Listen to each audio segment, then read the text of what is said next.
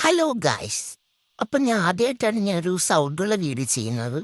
എൻ്റെ സൗണ്ട് കൊള്ളത്തില്ല ഗൈസ്, ഒട്ടും കൊള്ളത്തില്ല. അതുകൊണ്ടാണ് ഞാൻ ഇതിൽ വോയിസ് ചെയ്യുന്നത്. ഓക്കെ, അപ്പം ഞാൻ ഇന്നിവിടെ ചെയ്യുന്നത് ഡ്രാഗൺ ചിക്കനാണ്. ഓക്കെ, ഇതിൽ ഡ്രാഗൺ എവിടെ നിങ്ങൾ ചോദിക്കരുത് പ്ലീസ്. അപ്പം ഇതിന് ഞാൻ കുറച്ച് ഉള്ളി, കുറച്ച് സവാള, കുറച്ച് കൊച്ചുള്ളി, കൊച്ചുള്ളില്ല സോറി, വെളുത്തുള്ളി, പിന്നെ നമ്മളെ ബ്രസ്റ്റ് പീസ് ചിക്കൻ.